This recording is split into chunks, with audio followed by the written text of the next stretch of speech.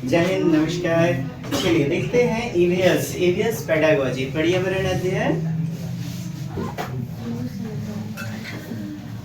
विषय वस्तु थीम तो थीमेटिक होती है। पर्यावरण शिक्षण की जो कंटेंट है ना वो थीम पर आधारित होते हैं, जिसमें 6 थीम और पहला वाला परिवार एवं मित्र में 4 उप थीम है। पर्यावरण अध्ययन यानी एनवायरमेंटल स्टडीज फुल फॉर्म होता है जिसका, इसके अंतर्गत हम साइंस, सोशल साइंस, एनवायरनमेंट यानी पर्यावरण अध्ययन एवं विभिन्न अवधारणा, विभिन्न मुद्दे को अलग अलग नहीं पढ़ते हैं, एकीकृत रूप में पढ़ते हैं। समेकित कहते हैं एकीकृत को ही, इंटीग्रेटेड, क्योंकि इन सभी के बीच क्या होता है, आपस में मिला जुला संबंध, अंतः संबंध पाया जाता है। आप देखिएगा विज्ञान विषय में भी वही पर्यावरण, सामाजिक अध्ययन में भी वही पर्यावरण पाया जाता है, उन्हीं की बातें लगभग पाई जाती हैं। तो इंटरलिंक करता है, अंतः संबंध होता है, जो उसी को तो हम कहेंगे एकीकृत रूप में पढ़ाना। दृष्टिकोण कैसा, समेकित या एकीकृत। इंटरकनेक्टेड रिलेशन होता है, इंटरकनेक्टेडनेस होता है रिलेशन, इंटर रिलेशनशिप भी जिसे कहते हैं। अंतः क्रियान्वित, अंतः संबंधित, सह संबंधित, सह संयोजित, आपस में गुथे हुए होना। क्या, साइंस, सोशल साइंस, ईवीएस और विभिन्न मुद्दे लिखा हुआ है। प्राथमिक स्तर पर ईवीएस की विषय वस्तु कहते हैं, प्राइमरी लेवल पर ना आप जानते 1 और 2 में पुस्तक नहीं चलती, 3, 4, 5 से चलती है। कैसे पढ़ाते हैं, एकीकृत रूप में पढ़ाया जाता है, भाषा एवं गणित के माध्यम से, भाषा एवं गणित के माध्यम से। आगे देखेंगे तथ्यों को। बाल केंद्रित होती है विषय वस्तु, चाइल्ड सेंटर्ड। अच्छा, बाल केंद्रित को ही प्रजातांत्रिक बोलते हैं, लोकतांत्रिक या शिक्षार्थी केंद्रित, अधिगमकर्ता केंद्रित, अधिगम कर्मी केंद्रित, अर्थात बालक होगा केंद्र में, बालक के रूप, रंग, व्यवहार, गुण को समझते हुए शिक्षण देना शिक्षार्थी केंद्रित अधिगम कहलाती है। विषय वस्तु कंटेंट विद्यार्थियों को, शिक्षार्थियों को प्रकृति से जोड़ता है, समाज से, संस्कृति से जोड़ता है, अर्थात प्राकृतिक तथा सामाजिक सांस्कृतिक पर्यावरण से जोड़ती है और उन्हें एकीकृत तरीके से, इंटीग्रेटेड, एकीकृत को ही समेकित हमने बताया है आपको, समेकित तरीके से समझने में सहायता करती है। विषय वस्तु कंटेंट, प्रकरण, टॉपिक विद्यार्थियों के मानसिक लेवल का होना चाहिए, अनुकूलन उनके स्तर का। ऐसा नहीं 5 क्लास में बच्चा है, 10वां का आप एसएसटी पढ़ा रहे हो, नहीं चलेगा। उनके स्तर के क्या होना चाहिए, अनुकूलन, अनुकूल पाया जाना चाहिए, उनके लेवल का होना चाहिए। विषय वस्तु विद्यार्थियों में पर्यावरण के प्रति पॉजिटिव नजरिया पेश करने वाला, पॉजिटिव नजरिया पेश करने वाला, सरोकारिता होना चाहिए, सरोकार होना चाहिए, ये पॉजिटिव वर्ड है। संवेदनशीलता का मतलब जागरूकता, अवेयरनेस, सेंसिटिविटी, पर्यावरणीय दुश्चिंता, सरोकार यानी कंसर्न से संबंधित होना चाहिए। पर्यावरण का कैसे हम संरक्षण कर पाए, ये बताती है ईवीएस। विषय वस्तु शिक्षार्थियों को उन पद्धतियों और प्रक्रियाओं से रूबरू करवाता है, जानकारी करवाता है, अवगत करवाता है, जो समझ में या ज्ञान उत्पन्न करने में सहायक होता है। अंडरस्टैंडेबल, कॉम्प्रिहेंसेबल। कहते हैं विषय वस्तु विद्यार्थियों को प्रश्न पूछने, अर्थात प्रश्नावली विधि, समस्या समाधान विधि, जो कि दिया है सुकरात ने, सॉक्रेट्स, समस्या समाधान विधि। एक बच्चा प्रश्न पूछेगा तभी तो आप कहोगे अन्वेषण हो रहा है, खोजी उपागम यानी ज्ञान की संरचना खोज आधारित हो, खोज आधारित को ही कहेंगे जांच पड़ताल आधारित अधिगम, इसी को अन्वेषण कहते हैं, इसी को कहते हैं खोजी गतिविधि, discovery method, inquiry based method. Explore, exploration, तो बच्चे को अवसर देना चाहिए करने का। विषय वस्तु शिक्षार्थियों में रटांत विद्या, स्मरणोपकारी विद्या,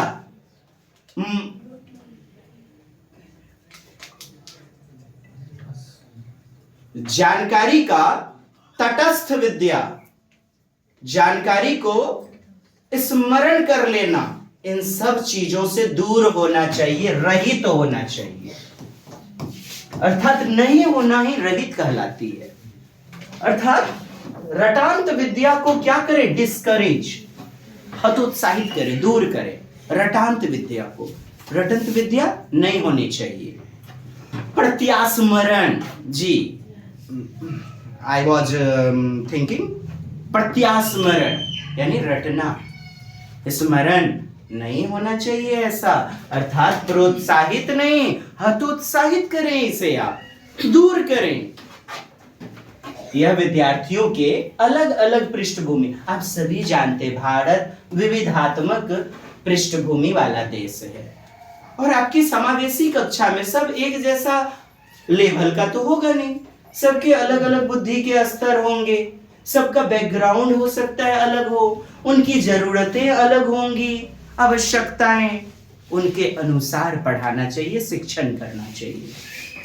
यानी प्रत्येक बच्चों की आवश्यकता जरूरत के अनुसार, कोई बच्चा दिव्यांग होगा साहब, कोई बच्चा मंद बुद्धि, कोई प्रतिभाशाली, कोई औसत बुद्धि का बालक होगा, कोई पैर से दिव्यांग, कोई आंखों से, कोई कानों से श्रवण बाधित होगा। तो आपको शिक्षण जो करना है विविध पृष्ठभूमि के अनुसार, विविध परिवेश के अनुसार, प्रत्येक बच्चे की आवश्यकता के अनुसार। कहते हैं यह केवल परिभाषा या शब्दावली के आधार पर नहीं होना चाहिए। मूर्त से अमूर्त पढ़ाना है, कॉन्क्रीट से एब्स्ट्रैक्ट, मूर्त से अमूर्त। पहले मूर्त बातें बताइए कि पापा जी का सिक्का गोल गोल, फिर उसके बाद आप बताएंगे वृत्त, वृत्त का पाई आर स्क्वायर। ये अमूर्त बातें बच्चा बाद में अमूर्त अवधारणा को समझ पाएगा। अमूर्त अवधारणा, अवधारणा का मतलब क्या होता है? कॉन्सेप्ट। इसी को संकल्पना बोलते हैं, इसी को संप्रत्यय बोलते हैं या प्रत्यय। किसको? अवधारणा को। फोकस कीजिएगा, पेडागोजी के लिए ब्रह्मास्त्र है। यह केवल परिभाषा, व्याकरण, शब्दावली पर आधारित नहीं हो। सीटेट में आता है परिभाषा, तुरंत कहिए परिभाषा तो सब रट के ही सीखता है जी, याद करता है। इसे परिभाषा जिस ऑप्शन में रह जाए ना, आप काट देना इसे, वरना आप खुद देख लो। संज्ञा की परिभाषा, नाउन का डेफिनेशन आपने याद नहीं किया था क्या? जी किया था। यह हस्तपरक होना चाहिए, हस्त चालकों का प्रयोग। हस्तपरक, हस्त माने हाथ, हाथ से परखा हुआ, hands manipulative, hands on activity, गतिक कौशल, करके सीखना, लर्निंग बाय डूइंग वाला गतिविधि, क्रियाकलाप आधारित होना चाहिए। कहता है समूह में बच्चे बेहतर सीखते हैं, तो सामूहिक गतिविधि को, सामूहिक सहकारिता को बढ़ावा देना चाहिए, सहकारी शिक्षण को बढ़ावा देना चाहिए। सहकारी बोलिए या सहयोगात्मक बोलिए, इसका मतलब क्या होता है? कोलैबोरेटिव, कोलैबोरेटिव यानी कि कोऑपरेटिव, कोऑपरेटिव लर्निंग।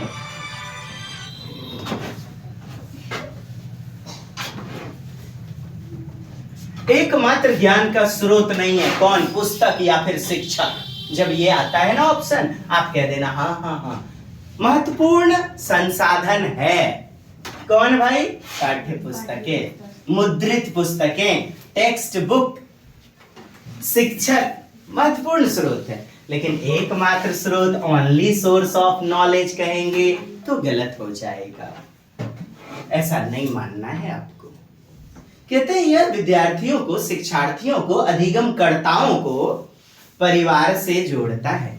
परिवार, समुदाय, समुदाय का मतलब वही समाज, संस्कृति, संप्रदाय, कम्युनिटी, तथा अन्य माध्यम। अन्य माध्यम क्या? जर्नल्स, पत्र पत्रिकाएं, समाचार पत्र आदि से ज्ञान को प्राप्त करने में, प्राप्त करने के लिए, अर्जित करने के लिए प्रेरित करे। ऐसा होना चाहिए शिक्षण का तरीका, और यही अधिगम ईवीएस का मुख्य भाव होना चाहिए। ऐसे ही प्रश्नों का उत्तर आपको सेलेक्ट करना है। कहता है यह रोजमर्रा के जीवन से जुड़ा होना चाहिए, अर्थात वास्तविक घटना पर आधारित, रियालिया, रियल लाइफ इवेंट्स, दैनिक जीवन की समस्याओं से जुड़ा हुआ, जीवनानुभव, संदर्भात्मक अनुभव, सुसंगत वातावरण का सरोकार होना चाहिए, जिसमें समावेश होना चाहिए, जिसमें समावेशन, इंक्लूड, इंकल्सन। इसमें किस्से कहानी भी होनी चाहिए। किस्से कहानी क्या करेंगे? रोज रोज की नीरसता को दूर करेंगे, और किस्से कहानी सृजनात्मकता विकसित करते हैं। क्रिएटिवनेस, सृजनात्मकता मतलब ज्ञान का सृजन, निर्माण जिसे बोलते हैं। देखिए ना, सृजन, क्रिएशन। तो ज्ञान को बढ़ावा देगा कौन भाई? किस्से कहानियां। क्योंकि बच्चे सोचने लगते, अरे मोटू पतलू कुएं में गिर गए, अब क्या होगा? बच्चे काल्पनिक चिंतन करते हैं, कल्पना परकता करते हैं, रचनात्मक चिंतन करते हैं, अन्वेषण, खोज परक गतिविधि। किस्से कहानियों के माध्यम से, कविताओं के माध्यम से, पहेलियां, क्रॉसवर्ड्स, पजल्स आदि शामिल होने चाहिए पाठ्य पुस्तक में, पर्यावरण में, ताकि विषय वस्तु, कंटेंट, विषय वस्तु मतलब प्रकरण, टॉपिक की एक रस्ता, नीरसता, मोनोटोनस, नीरसता और रास्ता दूर हो सके। कैसा होना चाहिए? रसानुप्रद। रसगुल्ला रस में डूबा हुआ है तो रसानुप्रद है। रसानुप्रद सौंदर्यानुभूत होना चाहिए। रसानुप्रद सौंदर्यानुभूत, समझिए ना जरा। रसानुप्रद मतलब रस आ जाता है जब भी कविता पढ़ते हो आप, और किताबों में 2 चैप्टर 3 चैप्टर के बाद कविताएं आ जाती हैं, पहेलियां आ जाती हैं।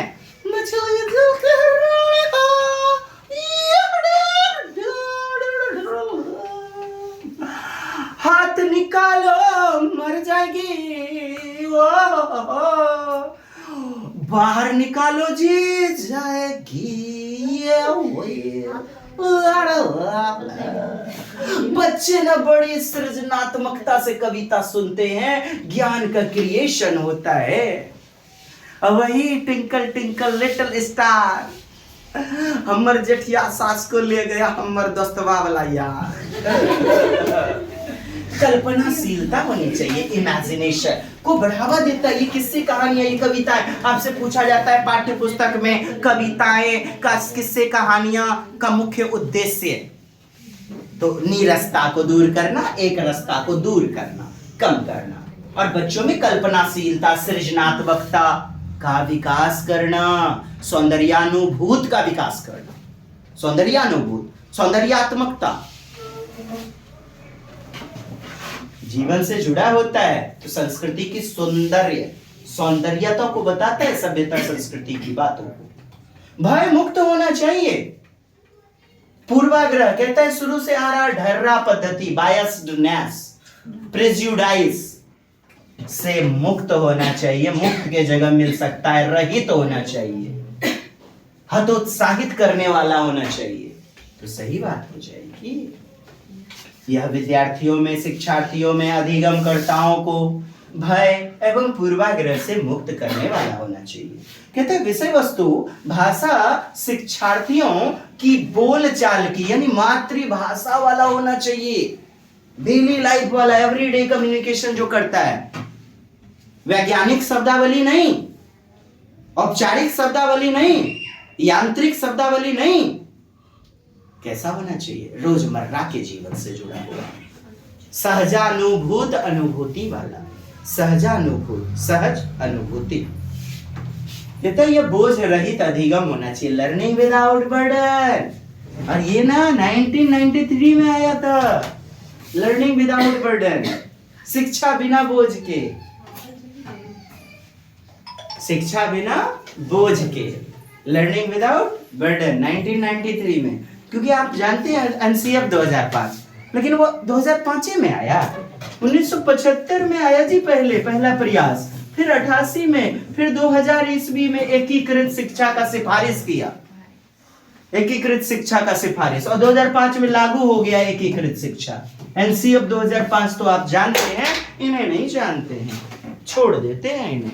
ये चौथा वाला है जी, एनसीएफ 2005 नेशनल करिकुलम फ्रेमवर्क, पाठ्यचर्या की रूपरेखा 2005। कहते हैं बोझ रहित होना चाहिए शिक्षण किसको बढ़ावा देने वाला? लर्निंग विदाउट बर्डन, बिना बोझ के शिक्षा।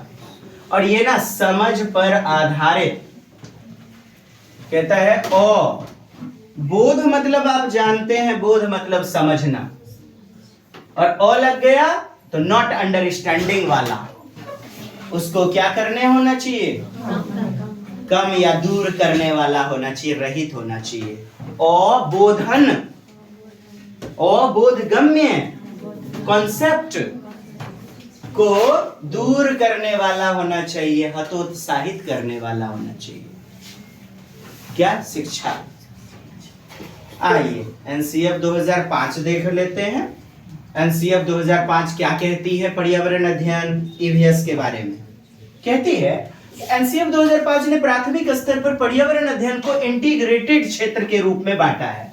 इंटीग्रेटेड करिकुलम, एकीकृत या समेकित रूप में पढ़ाने की सिफारिश करता है, एकीकृत रूप में 2005। गौर फरमाइएगा, ये जो एकीकृत था एनसीएफ 2000 ईस्वी में मांग किया गया और लागू कर दिया 2005 में। प्रश्न यहां से बने हुए हैं। इससे पाठ का भार, करिकुलम, पाठ्यचर्या का लोड ना कम होता है और फिर ज्ञान मीनिंगफुल हो जाता है, सार्थक, संदर्भात्मक।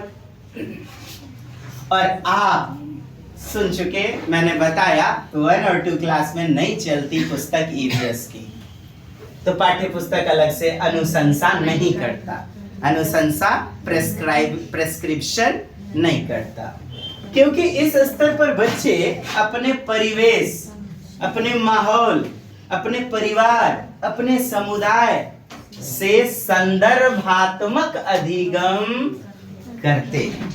अब संदर्भात्मक खूब आता है प्रश्न में, न आए तो जैसे तेरे बिना सुनी मेरी सीटेट की सफलता, ओ हमदम रे। संदर्भात्मक बुझ गए, जीवनानुभव, जीवन से जुड़े हुए कोई कहेंगे संदर्भ से, कॉन्टेक्स्ट से जोड़ना, कॉन्टेक्स्ट से, रियल लाइफ से, बच्चे के मातृभाषिक संसार से, यानी कम्युनिटी से, समुदाय से, संप्रदाय से। आता है शब्द ना सांप्रदायिक मध्यस्थता होनी चाहिए। आप सुन रहे सांप्रदायिक, कोई चीज सांप्रदायिक, अरे सामाजिक, सांस्कृतिक, सामुदायिक, सब एक दूसरे का चचेरा मुमेरा भुवेरा भैसुरा भाई।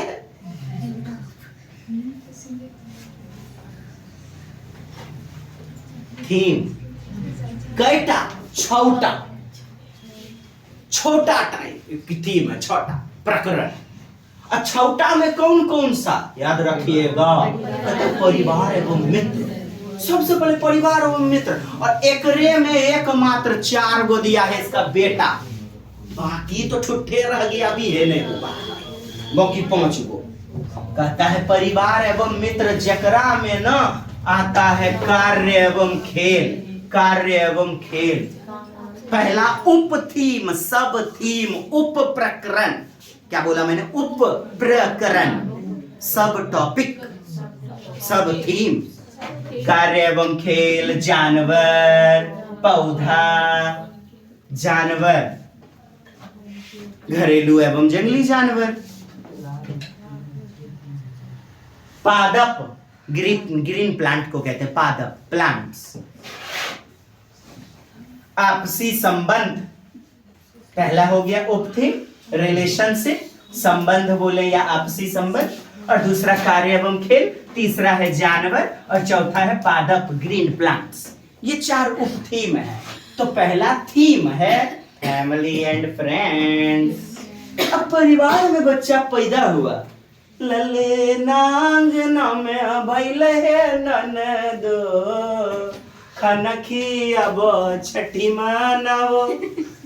लेकिन पानी अखन नहीं बनावो, पानी अभी नहीं पिला ना। ये सीरीज क्या होता है, सीरियल क्या होता है, हम घर बनाएंगे। पैदा हुआ बच्चा, फिर भोजन किया, उसके बाद हम करते हैं आवास। उसके बाद तीसरा जो होता है ना वो आवास होता है, घर, आवास, शेल्टर, होम। उसके बाद चौथा जो होता है वो होता है अब पानी पिला दो, क्योंकि खाना खाने के बाद 1 घंटे का अंतराल रखना है पानी पीने में। तो घर बनाते बनाते पच गया। सर ये क्या बकैती बता रहे? अरे महाराज, ब्याह हो गया नहीं तो बोलते वही जन्म के साधु भाई। ठीक, याद कौन रखेगा कि परिवार एवं मित्र पहला, और दूसरा सीरीज जो चलता है वो भोजन, और तीसरा पानी नहीं ले लीजिएगा, तीसरा है आवास, चौथा में लीजिएगा जल खाबो दादा, और तब घूमने जाइएगा यात्रा, तब छठा चलेगा चीजें जो हम बनाते हैं और जो करते हैं, things we make and do. ये समझा रहा हूं, अब मगज में ढुक गया, तब पिलाचो मार के करने निकलने के लिए चाहते हैं। आवास आया ये तीसरा, और चौथा पे है पानी। सर यहाँ काहे दिए हैं? यह फंसा ले ली, ताकि आपको दिमाग पर जोर डालना, ब्रेन स्टॉर्मिंग करने के लिए मजबूर कर दें। माइंड मैपिंग जिसे कहते हैं, ब्रेन मैपिंग, मस्तिष्क अवधारणा। और सुनिए, ब्रेन स्टॉर्मिंग यानी मस्तिष्क उद्वेलन, ब्रेन को आप झटका दें ताकि। चलिए, यात्रा आ गया। अब फिर उसके बाद हम चीजें कैसे बनाते हैं, चीजें जो हम बनाते हैं और जो करते हैं, ये एक्यूरेट लिखा हुआ है, things we make and do. और हम जानते हैं टेक्नोलॉजी, मशीन, रेफ्रिजरेटर, फ्रिज इत्यादि बनाते हैं। इनसे आपको पेडागोजी में प्रश्न आ जाते हैं, प्रक्रियाएं, औजार, प्रयोग इत्यादि, एक्सपेरिमेंट, ये चीजें आ जाती हैं यहीं से, इसी प्रकरण से। देखिए ये पूरा पाठ्यचर्या जो है ना ईवीएस का, वो जीवन से जुड़ा हुआ है, जीवन से बाहर नहीं है। इनकी सभी थी यात्रा में आप पढ़ते हैं चांगथांग जनजाति, गौरव जानी अपनी लोनर मोटरसाइकिल से गया। आप यात्रा से संबंधित गोलकोंडा का किला, विभिन्न इमारत के बारे में पढ़ते हैं आप, डिजाइन, धातु का प्रयोग आप जानते हैं, कांसा किसका मिश्रण है पूछ लिया जाता है। आवास तो आ जाता है लद्दाख के घर, हिमाचल प्रदेश के घर आ जाते हैं, असम में कैसे घर बांसों पर बने हुए 10 से 12 फीट ऊंचे, राजस्थान के घर कटीली झाड़ियों का छत होता है इत्यादि। पानी के बारे में, जल से सर्वे का प्रश्न खूब देखा जाता है। जल के बारे में बच्चे समूह में चर्चा करने, अपने पूर्वज से, अपने बुजुर्गों से, अपने समाज में, सोसाइटी में जाकर के पूछताछ करते हैं, सर्वे करते हैं। जल से संबंधित प्रदूषण भी आ जाता है, जल के स्रोत आ जाता है, टंका, संरक्षण, जल जनित रोग भी आ जाता है आपको कभी कभी, हैजा इत्यादि। भोजन से संबंधित दे देता है लिट्टी चोखा कहाँ का है भाई, दे देता है कचनार के फूल कहाँ जाते हैं, कहाँ खाए जाते हैं, सहजन के पकोड़े कहाँ खाए जाते हैं, बोल दिया जाता है केला के फूल के सब्जी कहाँ खाए जाते हैं, केरल में। कैसे केला, कैसे केरल। सहजन बोल देगा, सहजन के पकोड़े खाए जाते हैं। कचनार के फूल कहाँ पर, सबले, कोई महाराष्ट्र, कोई यूपी, उत्तर प्रदेश में, महाराष्ट्र में पकोड़े खाएंगे सहजन के। तो ये सारी आपको पकाने की विधि, भोजन पकाने की विधि, वो आम पापड़, मामिडी, तांड्रा के प्रश्न आ जाते हैं। पाचन से संबंधित कभी कभी स्वांगीकरण, लीवर, यकृत इत्यादि आ जाता है। परिवार एवं मित्र, इसमें परिवार की अवधारणा, एकल परिवार, सामूहिक परिवार इत्यादि से प्रश्न बन जाते हैं। अच्छा, 4 उपथीम हैं, आपके प्रश्न आ जाते हैं छांटने के लिए कौन है और कौन नहीं है। तो बच्चे को क्या करना चाहिए, लर्निंग बाय डूइंग के आधार पर सिखाया जाए, क्रियाशील गतिविधि के द्वारा, ताकि जिससे ज्ञान हो सके अस्थायी, चिरकालिक। अब इसे फोकस किया जाए कैमरा में, आप सभी इसे पढ़ें, देखें।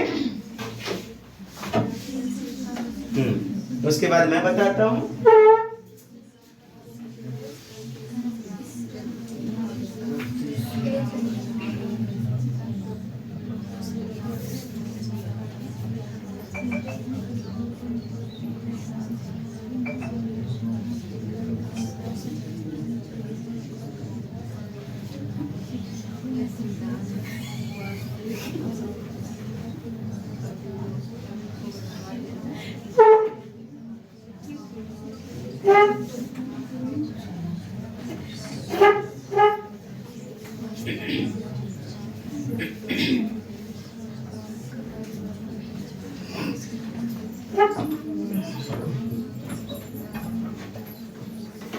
आप यकीन बनाए माने, आप क्वेश्चन बनाने बैठिएगा ना, ये बहुत पॉजिटिव नजरिया आपको देगा। मैंने अपनी पारखी नजरों से इसे बेहतरीन ढंग से तैयार किया हुआ है। आपके प्रश्नों से एकदम बेहतरीन वास्तविक अवलोकन, अवलोचनात्मक चिंतन, हस्तपरक अनुभव, वो भी कैसा, प्रत्यक्ष, सार्थक, ये सारे एकदम जो है ना आपके शब्द वहां पर नजर आएंगे क्वेश्चनों में। तो कहता है कि शिक्षण, पर्यावरण अध्ययन का शिक्षण का सिद्धांत, तो इन सारी गतिविधि को आप कैसे पढ़ाएंगे? सबसे पहले शिक्षण का सिद्धांत एक्टिविटी बेस्ड, गतिविधि आधारित शिक्षण। कैसा? गतिविधि आधारित, लर्निंग बाय डूइंग जिसे कहते हैं आप। हस्तपरक अनुभव, हस्तपरक अनुभव, हस्तचालकों का प्रयोग, हैंड्स मैनिपुलेटिव्स, हस्तचालकों का प्रयोग। और बाकी आप जानते हैं, करके जब सीखेगा कोई बच्चा तो ज्ञान होगा चिरकालिक, चिरकाल, अस्थाई, परमानेंट। जब ब्लीचिंग पाउडर, थोथा, परख नली दीजिएगा आप लेबोरेटरी में, बच्चा खुद करेगा, वाटर का निर्माण करेगा, हाइड्रोजन को मिलाएगा, ऑक्सीजन को मिलाएगा, जब पानी बन जाएगा बच्चा लंबे समय तक इसे याद रखेगा। यही तो है गतिविधि आधारित शिक्षण, गतिविधि आधारित शिक्षण। क्रियाशील, गत्यात्मक, अब ये शब्द आप भूल जाते हो, पढ़ तो चले जाते हो, गत्यात्मक, गतिशील, हस्तपरक, वास्तविक अनुभव, क्रियाशील अनुभव, गत्यात्मक, गतिक होता है करके सीखना। जब विद्यार्थी स्वयं क्रिया करके, क्रिया में सहभागिता, सहभागीदारिता अपनाएंगे यानी भाग लेंगे तो ज्ञान अस्थायी होगा। That's it. वास्तविक अवलोकन यानी कि बच्चा खुद से पेपर फॉइल को, एल्युमिनियम का फॉइल, माताएं बहनें रोटी जो है ना पैक करके देती हैं, एल्युमिनियम का फॉइल जो होता है एल्युमिनियम टाइप का, उसमें लपेटते हैं। बच्चा उसे तैरा करके देखेगा, पानी पे तैरता है, फिर मोड़ के देखेगा, डूब गया, तो ये क्या होगा? उसका रियल ऑब्जर्वेशन। अच्छा, अवलोकन आ जाएगा आपको, फिर प्रश्न में आ जाएगा दृश्यीकरण। दृश्यीकरण, अब दिमागे नहीं लगाओगे आप कि दृश्य करना देखने को नहीं कहते हैं, ऑब्जर्वेशन। मानसिक दर्शन, चाक्षुषीकरण, मनः दर्शन, प्रत्यक्षीकरण। लो कई बार पूछा प्रत्यक्षीकरण, प्रत्यक्षीकरण, प्रत्यक्ष रूप में देखना, तो इसको बढ़ावा मिलेगा, प्रोत्साहन मिलेगा। कहते हैं विद्यार्थी में अपसारी चिंतन को बढ़ावा दीजिए। विवेचनात्मक, अब नाम सुनिए, कई सारे घर पे लिखिएगा आप लोग वीडियो रोक करके। विवेचनात्मक चिंतन, विश्लेषणात्मक चिंतन, आलोचनात्मक को ही कहते हैं। अपसारी, मुक्त सिरे वाला थिंकिंग करना, divergent thinking, analytical thinking, critical thinking, कोई भी क्वेश्चन को, समस्या को अलग अलग कई तरीके से सोचना, अलग अलग कई तरीके से सोचने का क्षमता, यही तो है अपसारी। क्या न लें वो भी बगल में लिख लीजिएगा। कार्यात्मक स्थिरता, कार्यात्मक स्थिरता नहीं लीजिएगा उत्तर में। प्रोसीड्यूरल फिक्स्डनेस, सुनिए कतल लिख पाइएगा, महाराज लोगों के गोर दर्द करे लगा लिखते लिखते। Procedural, procedural process, procedural fixedness. आगे सुनिए। तथ्यात्मक, तथ्यात्मक, तथ्य पर आधारित, तथ्य, फैक्ट, इसी को कहते हैं फैक्चुअल बेस्ड, फैक्चुअल बेस्ड, या फिर तथ्यात्मक स्थिरता दे देता है, फिक्स्ड, फैक्चुअल बेस्ड। तो ये भी उत्तर में आपको नहीं लेना है, दे देगा अभिसारी, अभिसारी। अब दे रहा है प्रश्नों में अभिसरण, अभिसरण, तो कन्वर्जेंट नहीं लीजिए। कन्वर्जेंट एक ही तरीके से सोचने को कहते हैं। अच्छा, आलोचनात्मक चिंतन में अनुरूपक सोच आपका पॉजिटिव होता है। अनुरूपक, अनुरूपक सोच अर्थात सिमिलैरिटी वाला, साइलोलॉजिकल, एनालिटिकल, वो सिमिलैरिटी वाला, अर्थात एक प्रश्न दूसरे प्रश्न से मिलता जुलता, उसी को कहते हैं अनुरूपक सोच। और ये होना चाहिए, ये होना चाहिए। अच्छा, तो निगेटिव वाले में इधर समुच्चय, कैसा समुच्चय? सेट, समुच्चयन, समुच्चयन, वो भी आपको उत्तर में नहीं लेना। अभिसारी, अपसारी, ये अभिसारी, अभिसरण, कन्वर्जेंट थिंकिंग, बंद सिरे वाला, एकात्मक उत्तर, एकात्मक, एक ही तरीके वाला। हाँ, एक बार मच्छर एगो मिला, हम ओकर लरट्ठी हपक लिए थे, हम हपकबो करते हैं जी। किनको बोल रहे हैं? हम महाराज, खुद की गलती होती जाओ, बाकी समझदार समझ चुके हैं। एकीकृत, इंटीग्रेटेड।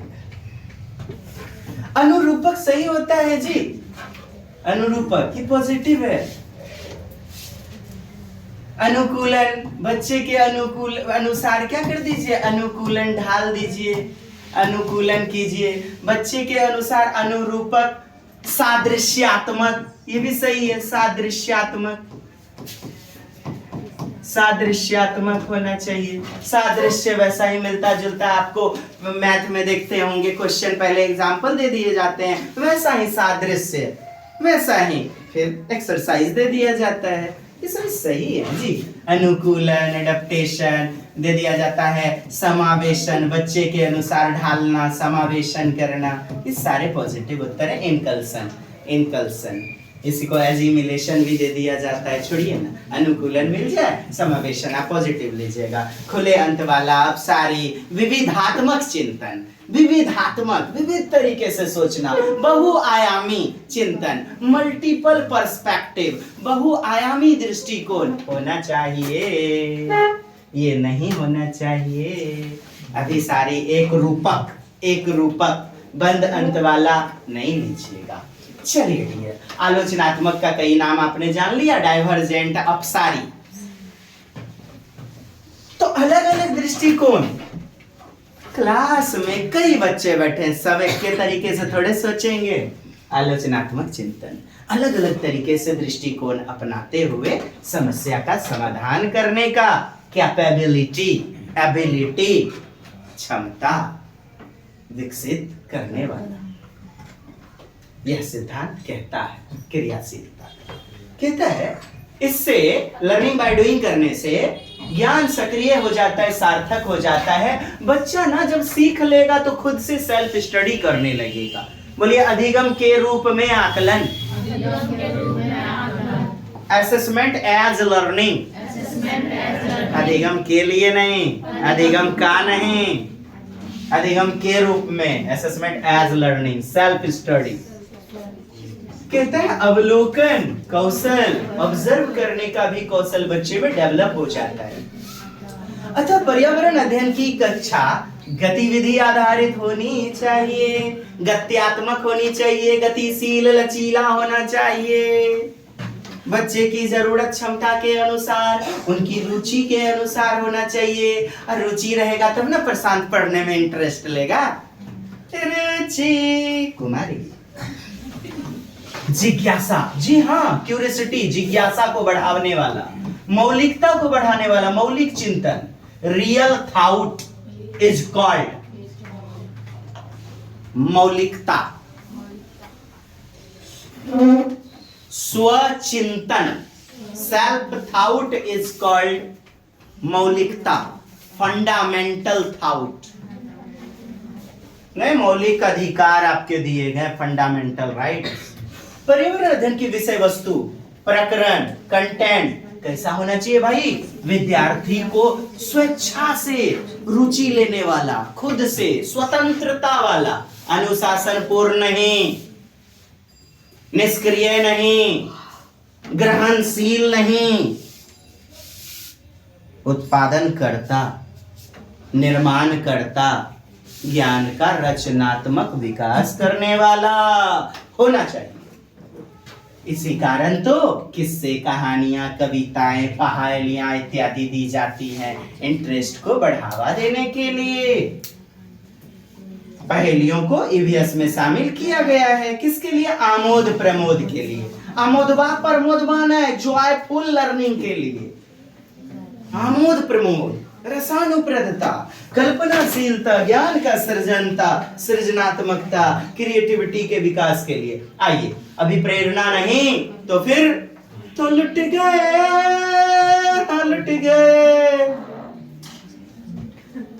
जब दिल ही टूट गया, हम जी के क्या करेंगे। ये कौन मनुष्य गाता है जिसमें नहीं है क्या, जिसमें मोटिवेशन नहीं है, निरुत्साहन है, यानी हतोत्साहित हो गया है। जो अभी प्रेरणा होना चाहिए, प्रेरणा, अभिप्रेरणा। तो अभिप्रेरणा का सिद्धांत कहता है कोई भी टीचिंग के लिए केंद्र बिंदु है, ऊर्जा का काम करता है। गाड़ी में पेट्रोल जैसे नहीं, वैसे मनुष्य में यदि नहीं हो अभिप्रेरणा, कायकू पढ़ेगा। तो लक्ष्य को संधान करने में मदद करती है अभिप्रेरणा। अच्छा, कैसे उत्तर लीजिएगा? लक्ष्य केंद्र, लक्ष्य उन्मुखी, लक्ष्य उन्मुखी, महारत उन्मुखी, महारत उन्मुखी, प्रवीणता उन्मुखी, प्रवीणता, सबका इंग्लिश बता रहा हूं, प्रवीणता उन्मुखी, लक्ष्य उन्मुखी, गोल ओरिएंटेड, गोल ओरिएंटेड, महारत उन्मुखी, मास्टरी ओरिएंटेड, प्रवीणता उन्मुखी, प्रोफिशिएंसी ओरिएंटेड। हमेशा उत्तर लेगा सीटे, क्या नहीं लेगा? परिहार, बच के निकलना, अवॉइड। परिहार उन्मुखी, प्रदर्शन उन्मुखी, दूसरों को शो ऑफ करना।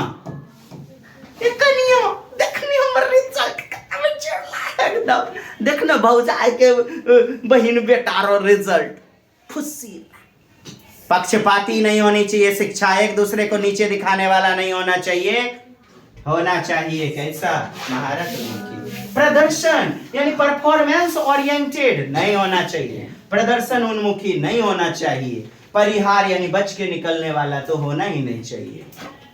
होना जो चाहिए लक्ष्य उन्मुखी, महारत उन्मुखी, प्रवीणता उन्मुखी। सीडीपी में भी आता है और ईवीएस में तो आते रहता है, आपके एसएसटी में, आपके साइंस में आते रहता है। चलिए डियर, शिक्षार्थी को अंदर से बल देता है कौन? मोटिवेशन। क्रिया करने के लिए मोटिवेशन, रुचि बनाए रखने के लिए मोटिवेशन, नैतिकता, चारित्रिक, सांस्कृतिक मूल्य का विकास करती है। इसको भी बढ़ावा देने के लिए, अरे सब चीज के लिए तो चाहिए पेट्रोल यार। नियोजन का सिद्धांत, सर आप पढ़ते हो अधिगम या पढ़ाते हो अध्यापन, शिक्षण, सबके लिए प्लान करना जरूरी है। प्लानिंग नहीं, पता चला कि उजर का पाउडर लगाना था, करका एकदम जूता में घसे वाला क्रीम लगा लिए, पॉलिश।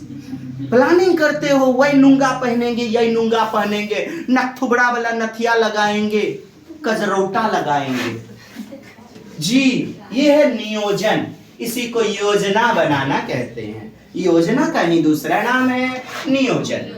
तो नियोजन का सिद्धांत कहता है एक बढ़िया शिक्षक वही है जो योजना के साथ पढ़ाता है। इतने दिन में ये करेंगे, ये करेंगे, ये करेंगे, उस हिसाब से बच्चों को पढ़ाएंगे, मेरे सारे बच्चे सफल होंगे। कहता है उचित होनी चाहिए योजना, प्रॉपर प्लानिंग होनी चाहिए।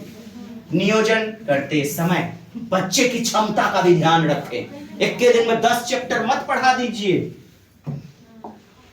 उनकी योग्यता का भी ख्याल रखिए, उनकी रुचि का भी, उनकी आवश्यकता क्या है ख्याल रखना चाहिए। निश्चित उद्देश्य, सर उद्देश्य, ऑब्जेक्टिव एम आपका यदि क्लियर है तो आप बेहतर ढंग से सफल होगे।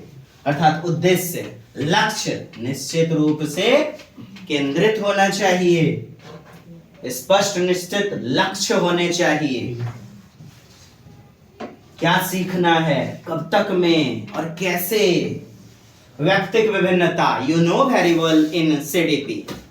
प्रत्येक व्यक्ति भिन्न होता है, प्रत्येक व्यक्ति की सीखने की गति, क्षमता, उनका सीखने का शैली मतलब स्टाइल अलग अलग होता है। यही तो है व्यक्तिक अलगाववाद, व्यक्तिक मतभेदता, इसी को कहते हैं व्यक्तिक मतभेदता। इसी को, मतभेद माने समान नहीं होना। प्रत्येक बच्चे का रूप, रंग, व्यवहार, बुद्धि अलग अलग होती है जी शिक्षार्थी की। कहता अलग अलग होती है शैली, भिन्नताएं पाई जाती हैं, चाहे वो पर्यावरण रूप में हो या माता पिता से जो जेनेटिक्स हेरिडिटी आनुवांशिकता उसने पाया है उस आधार पे, तो दोनों होंगे इंपॉर्टेंट। व्यक्तिगत कारक, वातावरणीय कारक, दोनों विकास के लिए जिम्मेदार है। कोई शिक्षार्थी रट कर सीख लेता है, कोई गति करके सीख लेता है, इसीलिए शिक्षार्थी बहुबुद्धि वाले होते हैं। हार्वर्ड गार्डनर कहते हैं जिसे बहुबुद्धि सिद्धांत, मल्टीपल इंटेलिजेंस थ्योरी। सब पढ़ना सबके लिए डेकाडोन है, चाहे आप एस्टेट कर रहे हो, केवीएस कर रहे हो, आप जो कर रहे हो 6 to 8 है, पढ़ना तो पढ़ना। ये segment it is very very important. कहता है आप जब पुनरावृत्ति करते हो ना, रिपीट करते हो, रिपीटेशन, आवृत्ति या पुनरावृत्ति, तो ज्ञान अस्थायी होता है। लेकिन इसमें रटंत विद्या जो हो जाती है ना, इसलिए आवृत्ति को ही वेधन कहते हैं। वेधन, अभ्यास, बार बार ड्रिल करना। ऐसे उत्तर से बचिए आप सीटेट के लिए। सीटेट के लिए पुनरावृत्ति, अभ्यास, ठीक है, ज्ञान अस्थायी हो जाएगा, लेकिन रटा गया ना जी, 10 बार मैथ को बना लिए, तो नहीं लीजिएगा इसको। आवृत्ति, पुनरावृत्ति, वेधन, ड्रिल,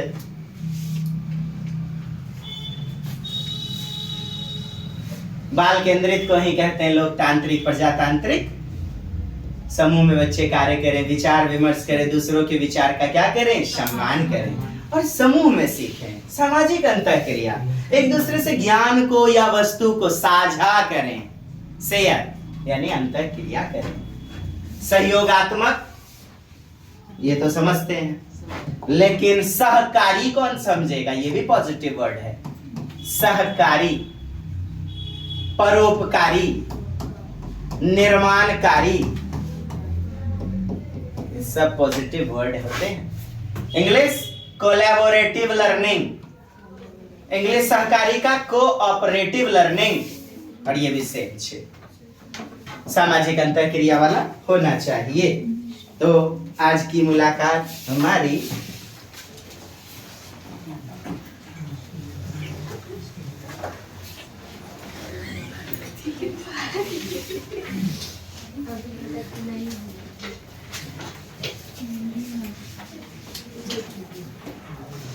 आप जानते हैं डियर, शिक्षण सूत्र ज्ञात से अज्ञात। पहले बच्चे को आप बताइएगा बिस्किट। जब बच्चा बिस्किट देख लेगा, रोज जो खाता है वो ज्ञात है, उसी को आप कहते हैं मूर्त वस्तु। तब बच्चा बिस्किट यानी आयत,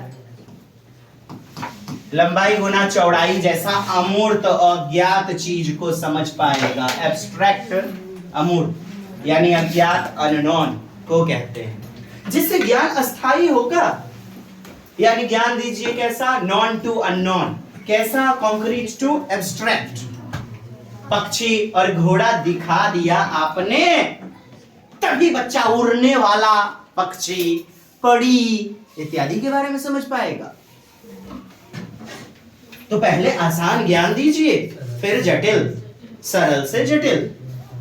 पहले पूरी कहानी का भावार्थ बता दिया करें पूर्ण, फिर उसे टुकड़ों में। पहले पूरी पोयम, एक मोटा हाथी घूमने गया, मछली के जाल में जाके वो फंसा। पहले पूरी कविता बताते हैं, फिर उसके बाद प्रत्येक लाइन का संज्ञा, सर्वनाम या फिर शब्दों का अर्थ बताया जाता है। अंश, समग्रता से आंशिकीकरण। कहते हैं विशिष्ट, पहले उदाहरण देते हैं और उदाहरण होते हैं विशिष्ट। मैंने बताया बिस्किट का क्या है उदाहरण, और उदाहरण क्या है अपने आप में विशिष्ट। स्पेसिफिक टू जनरलाइजेशन, सामान्यीकरण। उदाहरण से नियम की ओर जाना चाहिए। विश्लेषण से संश्लेषण। प्रत्येक चैप्टर जब हम पढ़ते हैं ना, प्रत्येक पुस्तक को सिलेबस में 3 महीने में इतना पढ़ना है, टुकड़ों में बांट दिया जाता है। फिर अंत में जब वार्षिक परीक्षा होती है, टोटल का रिजल्ट लिया जाता है, संश्लेषण। यानी कि पूरी तरीके से सिंथेसाइज करना और खंडीकृत टुकड़ों में बांटना, विश्लेषण। अनुभव से तर्क की ओर। बच्चे को पूर्व ज्ञान से जोड़िए, तभी बच्चा तार्किकता कर पाएगा। इसी में प्रश्न में दे दिया जाता है मनोविश्लेषण से तार्किकता की ओर, साइकोलॉजिकल टू रीजनिंग। तो अनुभव से तर्क की ओर आएगा। प्रश्नों का उत्तर लगा दीजिए। प्रत्यक्ष, बच्चे ने नदी को देखा अपने बगल में, फ्रिज में बर्फ को देखा, प्रत्यक्ष। तब बच्चा जो है ना हिमालय का ग्लेशियर जो उसने नहीं देखा अप्रत्यक्ष को समझ पाएगा। तब बच्चा प्रशांत महासागर को समझ पाएगा। यानी प्रत्यक्ष ज्ञान पहले और अप्रत्यक्ष बाद में, डायरेक्ट टू इनडायरेक्ट होना चाहिए। ये सारे आगमन विधि के सोपान हैं, इंडक्टिव मेथड। और शिक्षा इसी प्रकार से देनी चाहिए।